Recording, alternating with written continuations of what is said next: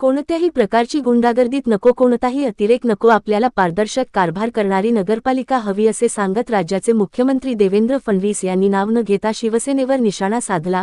भाजपचे उमेदवार पवन वाडेकर यांच्या कार्यालयावर 2 अज्ञात व्यक्तींनी रात्रीच्या सुमारास गोळीबार केला होता।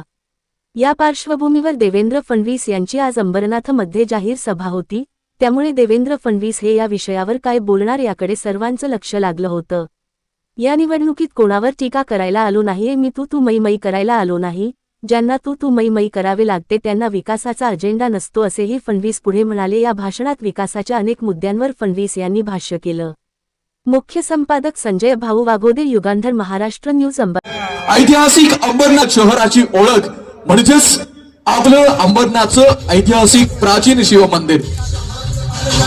या ठिकाणी माननीय श्री देवेंद्रजी फडणवीस साहेब यांचा सन्मान मुरबाड विधानसभा मतदारसंघाचे आमदार किसनजी कथोरे साहेब यांच्या शुभ हस्ते संपन्न होत आहे। त्याचबरोबर या ठिकाणी आवर्जून उपस्थित झालेले भारतीय जनता पार्टी महाराष्ट्र प्रदेश अध्यक्ष माननीय श्री रवींद्रजी चव्हाण साहेब उपस्थित आहेत। त्यांचा सन्मान माननीय श्री रवींद्रजी चव्हाण साहेब यांचा सन्मान विश्वजितजी करंजुळे पाटील यांनी करावा अशी मी त्यांना विनंती करतो। अंबरनाथचं प्राचीन शिव मंदिराची प्रतिमा या ठिकाणी रवींद्रजी चव्हाण साहेब यांना आपण ही साहेबांना विनंती करतो की आपण माननीय महाराष्ट्र प्रदेश अध्यक्ष रवींद्रजी चव्हाण साहेब यांचा सन्मान, मंत्री माननीय श्री गणेशजी नाईक साहेब यांचा सन्मान करावा। माननीय श्री गुलाबरावजी करंजुळे पाटील साहेब यांच्या शुभ हस्ते हा सन्मान या ठिकाणी संपन्न होतो आहे। महाराष्ट्र राज्याचे वनमंत्री माननीय श्री गणेशजी नाईक साहेब यांचा सन्मान या ठिकाणी संपन्न होतोय।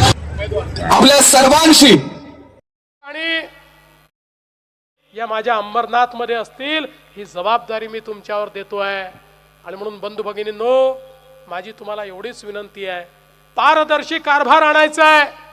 या ठिकाणी कुठल्याही प्रकारची गुंडागर्दी नाही, कुठल्याही प्रकारचा अतिरेक नाही, तर एक प्रकारे पारदर्शीपणे काम करणारी अशा प्रकारची नगरपालिका ही आपल्याला तयार करायची आहे।